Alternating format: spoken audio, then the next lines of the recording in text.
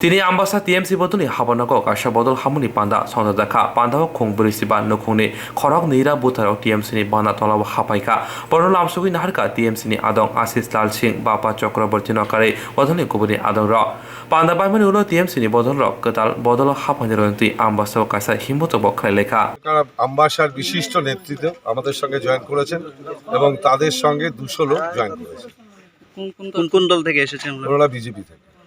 আগামী দিনে আপনাদের এই হারে শক্তি বৃদ্ধির মানে কি পরিকল্পনা গ্রহণ করছেন? পুরসভা নির্বাচনকে, নগর পঞ্চায়েত নির্বাচনকে লক্ষ্য করে এই আম্বাসার মানুষ ঠিক করে দেবে এবং আপনারা জানেন রেজাল্ট কি হতে চলেছে। আম্বাসা পুরসভাকে প্রার্থী দিচ্ছে তৃণমূল? অবশ্যই, এবং আমরা ভোট দখল করব। বিশ্বর অ্যাবাউট ইট। যেটা আমরা ত্রিপুরা থেকে লক্ষ্য করছি, পশ্চিমবঙ্গের মমতা ব্যানার্জি তৃতীয়বার মুখ্যমন্ত্রী হয়েছেন এবং সেখানকার যে উন্নয়নের যে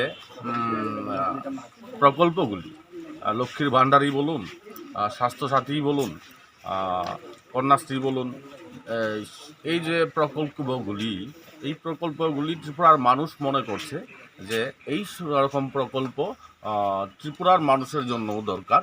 তাই ত্রিপুরা রাজ্যের মানুষ আজকে তৃণমূল মুক্তি এবং মমতা ব্যানার্জি যে লিডারশিপ, আজকে বিজেপিকে বিগত পশ্চিমবঙ্গ বিধানসভার নির্বাচনে বিজেপিকে যে যোগ্য জবাব তৃণমূল কংগ্রেস দিয়েছে, মমতা ব্যানার্জি, অভিষেক ব্যানার্জিরা দিয়েছেন, মানুষ মনে করছে এখন, সারা দেশের মানুষ, শুধু ত্রিপুরার মানুষ নয়, সারা দেশের মানুষ মনে করছেন যে আগামী 24-এর লোকসভার নির্বাচনে প্রধানমন্ত্রী মোদিকে যদি কেউ হারাতে পারে তাহলে সেটা হচ্ছে জননেত্রী মমতা ব্যানার্জি। সিলেক্ট হয়ে গেছে, আগামী 1-2 দিনের মধ্যে যখন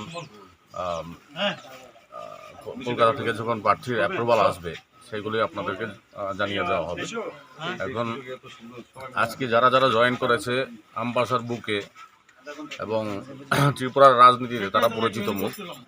আপনারা উত্তম গোস্বামীকে চেনেন, বাবুল শাহকে চিনেন এবং আমার দিদি জয়বর্তাই দিদি, ওরা পুরনো রাজনীতি, ওরা দীর্ঘদিন কংগ্রেস করেছে, তারপর বিজেপিতে পরিবর্তনের জন্য ওরা বিজেপিতে গিয়েছিল, পরিবর্তন হয়েছেও, কিন্তু 43 মাসেই এই যে পরিবর্তনের যে স্বপ্ন ছিল যে ত্রিপুরার বিজেপি এবং আইপিএফটির জোট সরকার উন্নয়নের কাজ করবে, সেই স্বপ্নটা 43 মাসেই ভঙ্গ হয়ে গেছে। তাই সকল